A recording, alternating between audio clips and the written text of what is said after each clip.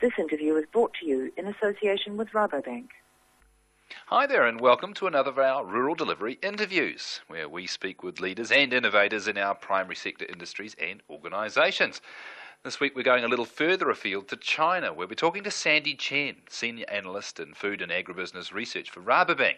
Sandy's based in Shanghai and has recently been down in New Zealand and is going to give us his unique perspective on what's happening here and what's happening in China. Sandy, thanks for joining us.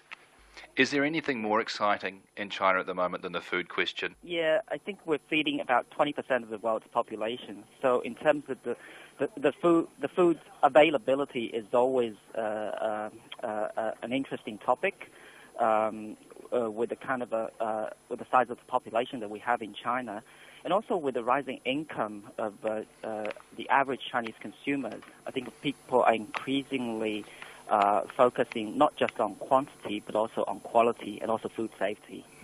That's a very interesting development. Well, of course, you're no stranger to New Zealand. I guess you've looked very closely at our industry, and you were here recently. What did you see? Who did you talk to? And what did you learn?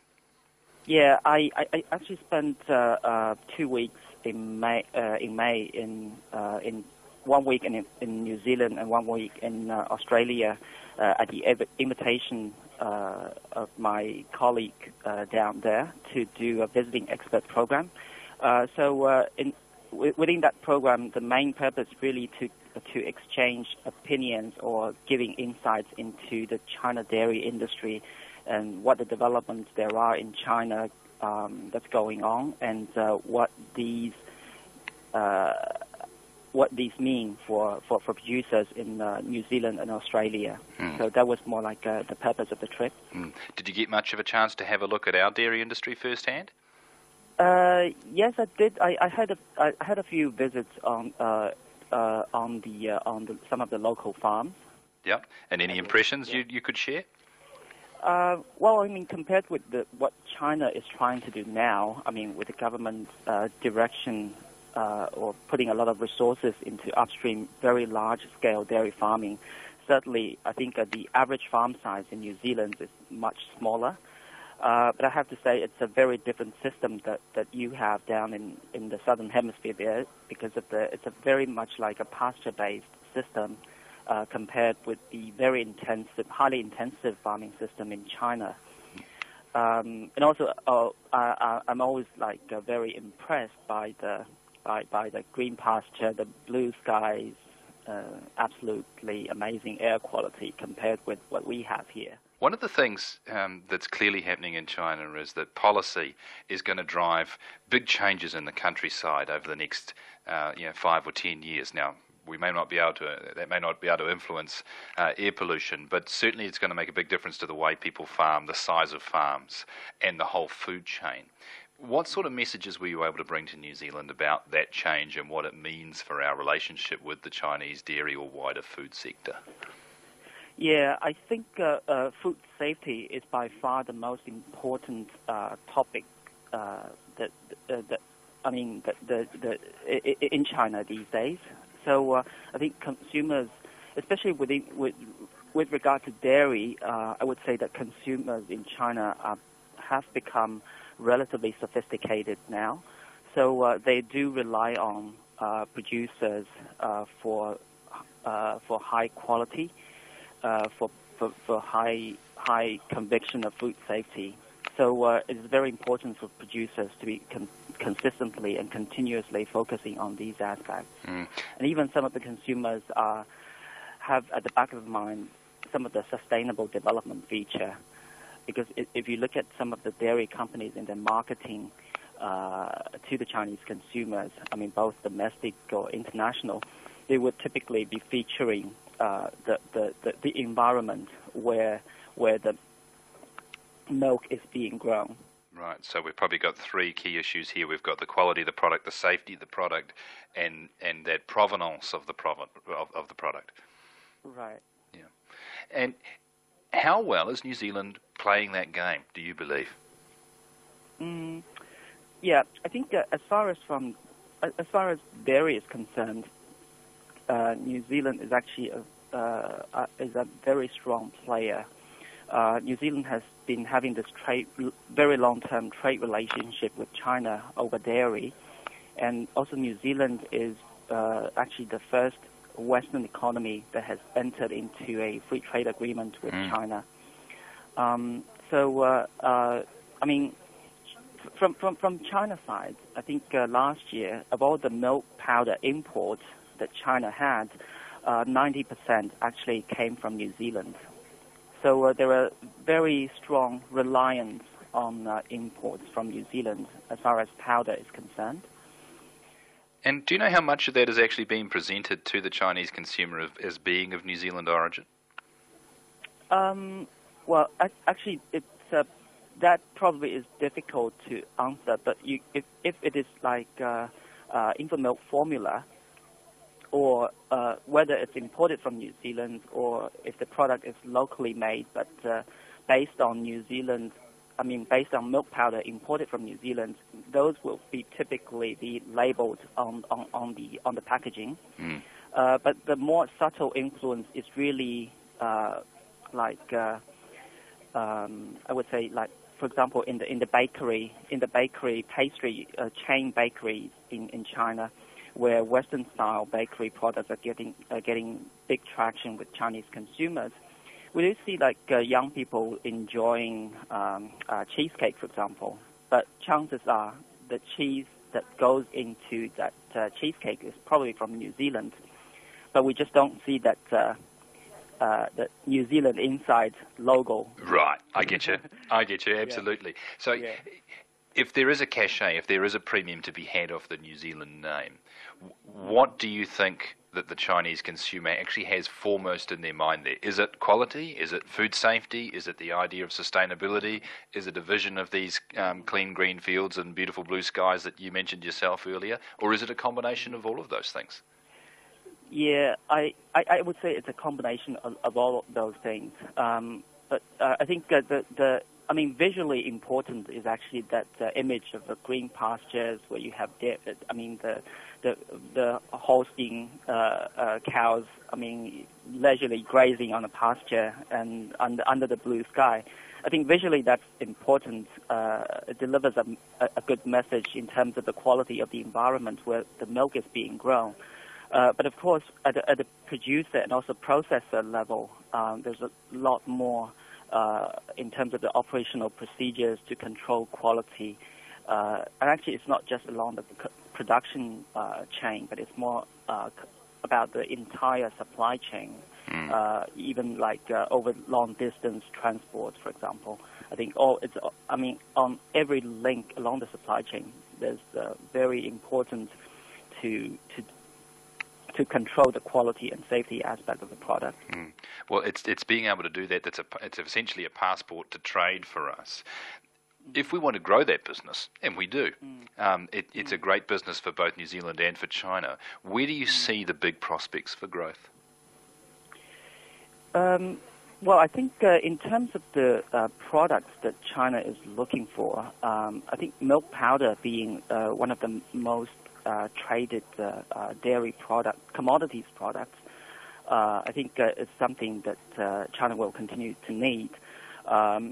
I think last year, for example, the gap between supply and demand of dairy in China rose to 20%. From before 2008, it was only definitely less than 10%. So it signifies that in China there is this growing demand, but at the same time, for the last few years, supply of domestic production has been lingering, or even falling in the case of last year. So why is that? I mean, China is an enormous, sophisticated country with great resources.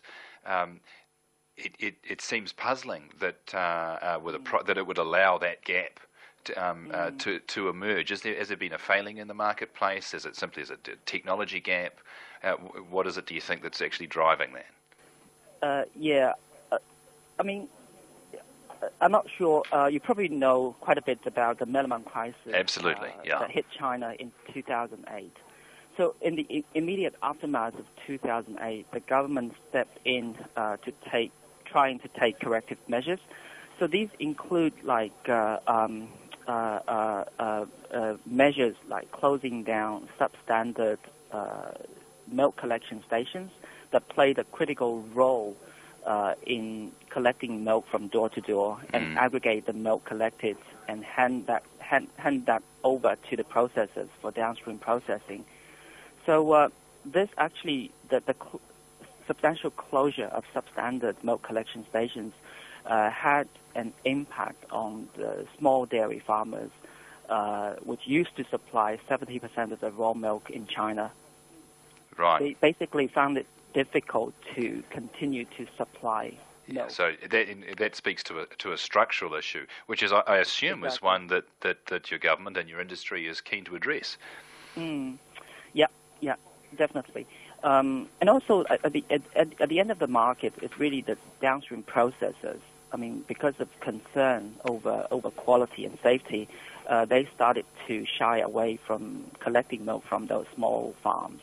Okay, so which exactly like you rightly put it, like a structural development where we have indeed seen a structural exit by small dairy farms from the market, and also at the other end of the spectrum, it's really the government's promotion of the concept of large-scale dairy farming, because conceptually, it is about streamlined supply chain where you have large-scale dairy farms supplying directly to processors, circumventing that link in between, which is the milk collection stations that could potentially create problems.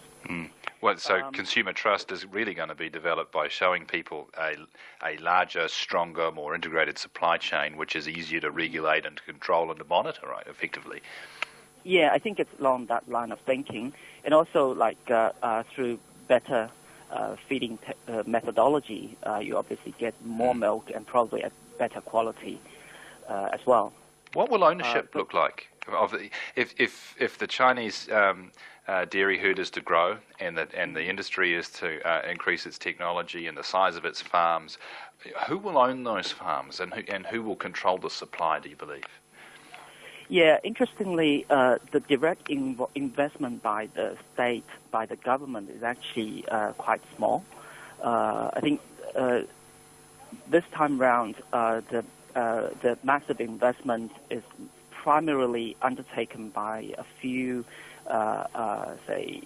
entities, including the dairy processors, downstream dairy processors, private equity.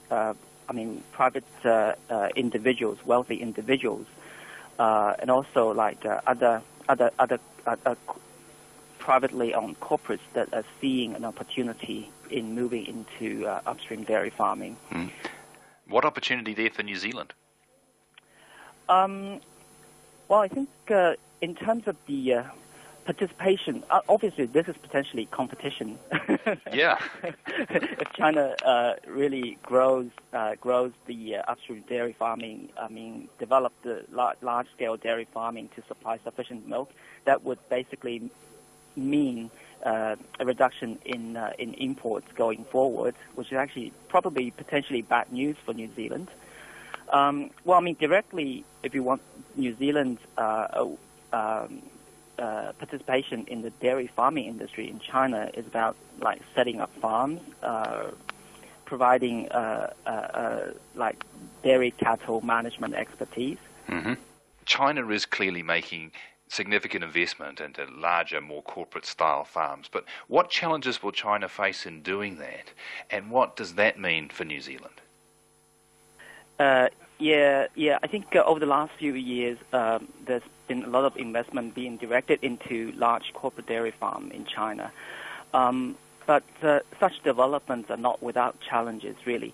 If you look at, I think we just mentioned that we need to feed about 20% of the world's population in China, but we only have about 7 to 8% of the world's arable land in China. So that sort of challenge or constraints on resources means that the government needs to have some priority. And really the government has very firm self-sufficiency target to maintain on the food grain side, especially rice and wheat, where the government does want to maintain the self-sufficiency ratio at above 90 or even 95%. So finding room for large-scale animal farming or dairy farming would mean competing use of land, not just about the land for setting up the farms, but also about the land to grow the crops, for feed, to grow the feed. So this means that there will be a lot of challenge on that front when China continues to pour money into large corporate dairy farms.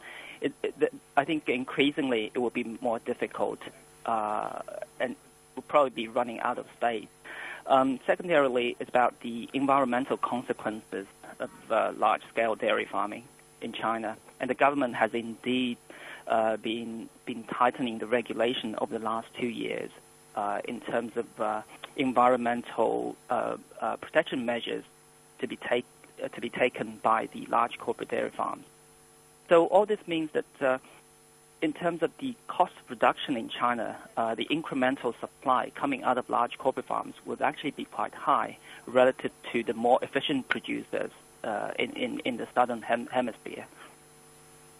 So in that sense, I would say that imported dairy products, particularly like from countries like New Zealand, which is traditionally a low-cost producer in the world for dairy, will continue to have the opportunity of sending products to China. Because of the large farm development in China, every year China has imported about 100,000 dairy heifers per year on average. One-third actually has been coming from New Zealand, but two-thirds had been coming from Australia. Yeah, it's a big business. Yeah. Look, Sandy, thanks very much for taking the time to talk to us today. It sounds like we're going to have to talk again. It's a fascinating space. I'm sure we're only going to see change. Thank you so much again for joining us. Yeah, you're welcome. This interview was brought to you in association with Rabobank.